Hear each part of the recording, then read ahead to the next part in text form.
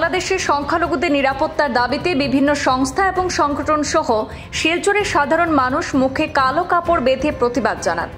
ভারত সেবাশ্রমের স্বামীজি বলেন, বাংলাদেশের সংখ্যালঘুদের নিরাপত্তার দাবিতে কাছাড়ের জেলা শাসক মারফত ভারতের প্রধানমন্ত্রী, স্বরাষ্ট্রমন্ত্রী এবং বাংলাদেশের হাই কমিশনারের উদ্দেশ্যে একটি স্মারকলিপি প্রদান করা হয়েছে। বাংলাদেশের ছাত্র আন্দোলনের নামে গণতন্ত্রকে হত্যা করা হয়েছে এবং যারা বাংলাদেশের সরকারি চাকরি করছেন তারাও নিরাপদ নন। বক্তারা আরও বলেন, কিছুদিন ধরে প্রতিবেশী রাষ্ট্র বাংলাদেশ জ্বলছে।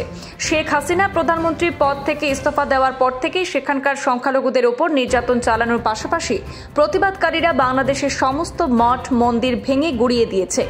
লাগাতার একের পর এক আক্রমণে সেখানে সংখ্যালঘুদের প্রাণ সংকটের মুখে এসে দাঁড়িয়েছে।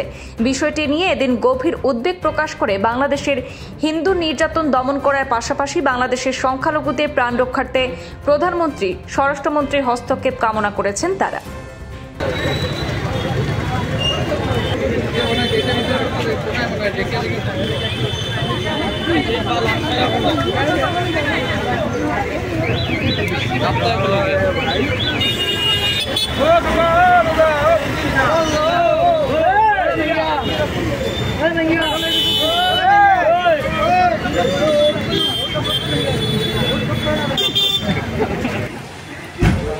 আজকে লজ্জার বিষয়, বাংলাদেশে যে তাদের প্রধানমন্ত্রীকে পদত্যাগ করতে বাধ্য করা হলো, তিনি পদত্যাগ স্বইচ্ছায় করেছেন, করে তিনি দেশ ছেড়ে চলে গেছেন। তারপরে তো তারা যে ছাত্র আন্দোলন হচ্ছিল, সেই ছাত্র আন্দোলন থেমে যাওয়ার কথা। ছাত্র আন্দোলন থেমে যাওয়ার নামে সেখানে এমন অত্যাচার শুরু হয়েছে, সে হিন্দুদের উপর চরম অত্যাচার। 1947 সালে, তার আগে নোয়াখালী দাঙ্গা থেকে শুরু করে যত দাঙ্গা হয়েছে সেখানে দেখা যাচ্ছে হিন্দুদের উপর অত্যাচার হয়েছে। হাজার হাজার হিন্দুকে কেটে ফাঁসিয়ে দেওয়া হয়েছে, মেরে ফেলা হয়েছে, রক্তগঙ্গা বইয়ে দেওয়া হয়েছে হাজার হাজার হিন্দুকে। সেই চিত্র আবার আমরা এই গত কয়েকদিন ধরে দেখছি।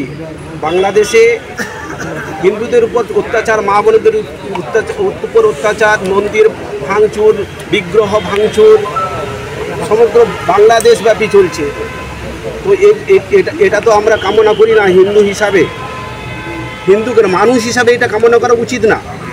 আমরা যদি মানবিকতা বোধ থাকে, আমরা যদি মানব ধর্মের মানুষকে, পুরো ধর্ম না মানি, মানব ধর্মকে যদি মানি, এরকম মানুষকে এরকম হিংস্রভাবে হত্যা করা, অত্যাচার করা, তার বিশ্বাস যে ধর্ম, সে ধর্মের উপর আঘাত আনা, যেসব বিগ্রহ যাদের উপর আস্থা করে যে ধর্ম দাঁড়িয়ে আছে, হিন্দু ধর্ম, সেই বিগ্রহগুলোকে চূর্ণ বিচূর্ণ করা, মন্দির ভাঙা, ধর্মগুরুদের উপর অত্যাচার করা সমগ্র বাংলাদেশব্যাপী চলছে। আমরা সেই প্রতিবাদ জানাই, ধিক্কার জানাই। বাংলাদেশের সমগ্র যারা এইসব অশুভ কাজগুলি করছে তাদেরকে সবাইকে আমরা ধিক্কার জানাই। এগুলো অবিলম্বে বন্ধ করুন, তা নাহলে আমরা এখন মেমোরান্ডাম দিয়ে এলাম ডিসি সাহেবের কাছে শিলচর। এখন আমরা বৃহত্তর আন্দোলনে পরবর্তীকালে আমরা নামবো। গোটা ভারতবর্ষব্যাপী হিন্দুরা জাগবে। বাংলাদেশ এই দিক দিয়ে সাবধান হতে হবে তাদেরকে, তাদের শান্ত হয়ে যাক।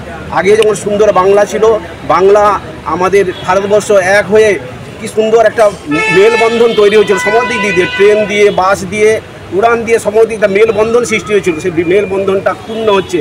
আমরা চাই না, আমরা চাই সবাই মিলেমিশে একসাথে থাকবো। আমাদের এই কাছাড় কত সুন্দর, এখানে হিন্দু মুসলিম সব আছে, আমরা সবাই একসাথে রয়েছি। আমরা চাই বাংলাদেশে হিন্দু মুসলিম একসাথে থাকবে। আমাদের ভারতবর্ষের সাথে যে মেলবন্ধন সেটা সুন্দর। সামাজিক বেসরকারি সংগঠন, আমরা ইন্ডিভিজুয়াল সবাই মিলে আমরা আজকে আমাদের জেলা উপায়ুক্তর কার্যালয়ে আমরা একটি মেমোরেন্ডাম দিতে এসেছি। আপনারা সবাই অবগত আছেন যে বাংলাদেশে ইতিমধ্যে যে রাজনৈতিক উলটপালট হলো, সেটাকে ছাত্র আন্দোলনের নাম দিয়ে কিছু মৌলবাদী সংগঠন এবং অন্য দেশের সাহায্য নিয়ে এই দেশে হিন্দুদের উপরে যেভাবে বর্বরতা এবং প্রতারণা চলছে, ইতিহাস সাক্ষী আছে। আগেও এটা ঘটে গেছে, আগেও হয়েছে। অনেক হিন্দু লোকের বাড়িঘর, মা বোন, প্রত্যেকটি হিন্দু প্রতিষ্ঠান ছাড়া যায়নি। যারা কি চাকরি করেন ওখানে বাংলাদেশ সরকারে হয়ে, ওনারাও আজকে সুরক্ষিত নয়। আমার একজন আত্মীয় রয়েছেন, উনি কালেক্টর পোস্টে আছেন, কিন্তু উনি আজকে বিগত কয়েকদিন ধরে উনি ঘর থেকে বেরোতে পারছেন না, সিলেটে আছেন উনি। আজকে হিন্দুদের অবস্থা খুবই খারাপ। পত্রপত্রিকার মাধ্যমে এবং আপনাদের মাধ্যমে সারা ভারত এবং সারা পৃথিবীর লোক জানে যে বাংলাদেশে ইতিমধ্যে যেটা হচ্ছে সেটা বর্বরতার থেকে আর কিছু কম না।